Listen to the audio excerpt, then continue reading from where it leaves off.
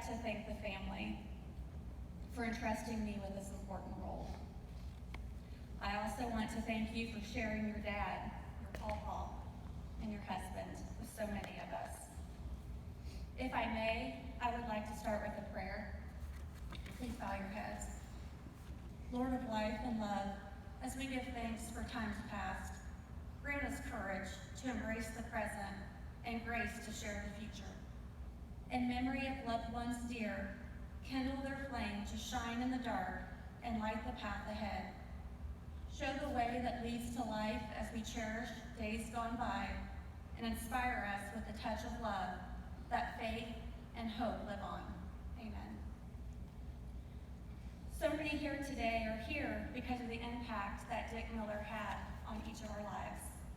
Each of us here knew Dick in a different element.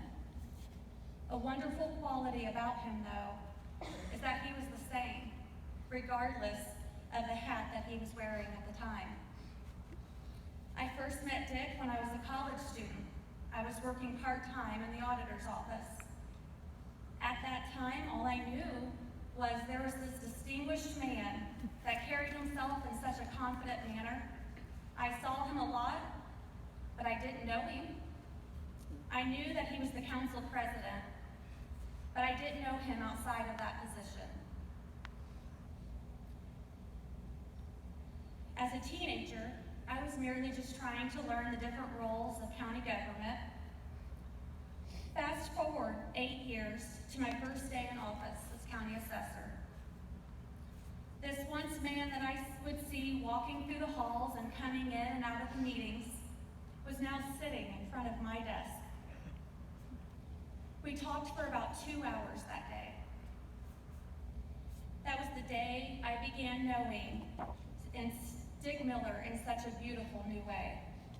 That conversation is what helped me to realize the true depth of the commitment of being a public servant. Richard Hayden Miller made me understand the difference in being a public servant, and he showed me the difference of being such a public servant and that of a politician. Dick was one that served this community. Politicians often speak a lot while saying really nothing. That wasn't Dick. He was a public servant which would listen objectively and lead with the best interests of the public. Dick always looked at his role not as what was best for Howard County as a unit of government, but what was best for Howard County. He knew it was in the best interest of our community to serve in conjunction with the city, with the schools, and with the townships. He respected each role and each position in that role. Dick Miller served this county as a Howard County councilman for 41 and a half years, and he served for president 38 of those years. From that first day that Dick sat on the other side of my desk to the day that he passed away, he was always so much more than a colleague to me. He became a mentor, a friend, and a second father. It was often a joke between the two of us that he had served more years than I had lived. He felt a sense of pride in his long years of service. He finished with 41 years and 6 months of service. Today, I am 41 years and 5 months. Dick, you win. And somehow I just know that gives him that certain grin that only he could bear. One of the highest honors ever provided to me is when Dick called me his 4th daughter. Dick guided me both professionally and personally. He was an ear to listen and a heart to have. He had great pride in the family legacy that he built. His beautiful daughters, Michelle, Cinda, Kristen. You are a living measure of his integrity, his compassion, his family-first mentality, and his leadership qualities. His sweetheart, as he lovingly referred to his Marcia, is a reflection of his endless love and his commitment. They were married for 56 years. Dick lived a life with many different hats that he wore. He was a farmer, a businessman, an avid Purdue and Northwestern fan. He was a public servant, a leader, a coach, a dad, a grandpa, or how he was personally known as Paw Paw. He was a husband, and his proudest role was as a man of faith. The best measure of a life well lived has less to do with the number of years lived, although Dick Miller lived a long life, or by our accomplishments, which Dick had a long list of those, but more to do with how others' lives were lovingly touched by our presence. Dick's presence was vastly known. He left Howard County government in a much better place than he received it. He is a man of great integrity, dedication, humility, and had a wonderful sense of humor. I can't thank him enough for our morning meetings, our lunch outings, and our countless talks. I cherish every moment and all of the advice he provided along the way. And thinking back over the times I spent with Dick Miller, I tried to think of a way to be able to explain the impact he had on so many of us. I was trying to think, how could I put into words just what his life meant to so many? And thinking back over the years, Dick always enjoyed a good ode. I remember seeing his face light up when our favorite attorney would poetically put into thoughts his words. So I thought it would be fitting to give an ode to Miller. As we say goodbye to our beloved, our hearts are in need of remedies. This is a time to reflect as we remember the great memories. I ask you all to get on board this train as it leaves the station. Settle into your seats as we set out on our destination. Before we allow you to depart, we must take you down memory lane. Through the gates of the county kingdom, where Dick held supreme reign. If everyone could buckle up and prepare for this ride, I am honored to be your conductor, as well as your tour guide. Dick Miller has worked with the likes of many, commissioners, councilmen, mayors, oh my. I could not begin to mention them all. As you know, the list would be sky high. The one thing we all have in common is the impact Miller had on each of us. He took time to listen and always had something to discuss. In every discussion, it was easy to see what gave Miller great happiness and joy. It was his sweetheart, his daughters, and his grandkids. It was time with you all that he really did enjoy. Because of your selfless hearts, you shared your loved one with our county. He served, he mentored, he counseled. He was a man of integrity. I value our talks and his advice, the way he took me under his wing. When he coined me as his fourth daughter, it was such a blessing and a beautiful thing.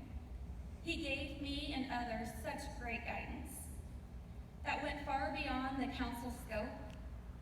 He shared his decades of experience that helped every one of us cope. Dick was often amused for the Kokomo perspective. He found himself in many cartoons. Although he didn't enjoy the political fodder, he eventually became immune. The perspective named him the puppeteer and tried to poke fun at him and the board. In the end, though, Dick even won them over as they presented him the Lifetime Achievement Award. Everyone could tell when Dick was farming his fields. That is when we would each get his call. Only he could harvest and work county business. The calls would last longer each fall.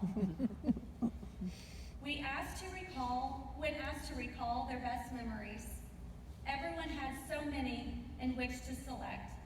It was easy to see that Miller had a lasting impact and effect. Larry Merle pointed to their talks of faith as his greatest memories of Dick. They would also share their families, but talks of their shared faith they would soon turn to quick. Dick presented Ann Wells with a memorable gift.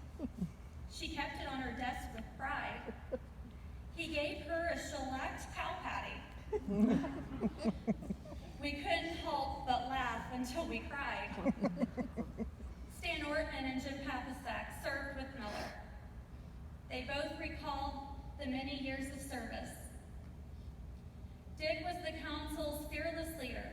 They both had great respect and became peers. Dave Trine remembered his time served with Miller as a teaching experience in which Dick showed how to handle the good, bad, and the ugly, and through it all, to take the high road. Tyler Moore was inspired by Miller's service, but also as a husband, father, and friend. He became one of Dick's last pet projects. He was someone in which we could count on to the end. Martha Lake appreciated Miller's leadership. He made her job as auditor easier to bear. She appreciated his conservative nature and the wealth of knowledge Dick was willing to share. A fond memory she was willing to tell was how the budget meetings would begin to go. Miller would ask, "Are we ready, Madam Auditor?" In which she would respond, "I sure hope so." Linda Coons was honored to have known him and blessed to be considered his friend.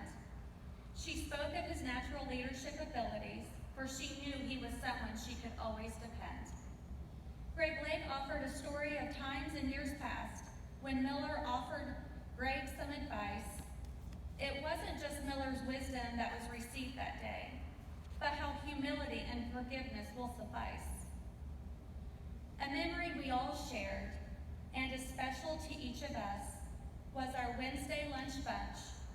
There was always so much to discuss. We worked together on some major projects.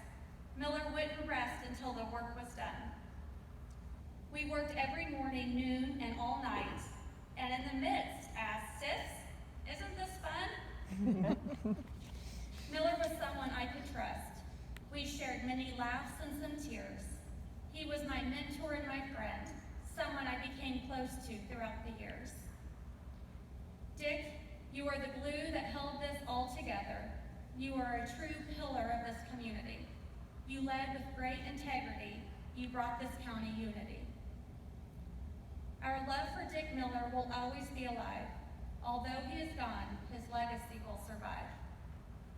In the things he taught us and love he would show, we are forever grateful, and it's to him we owe. It is always sad but comforting to recall the great memories you shared with us all.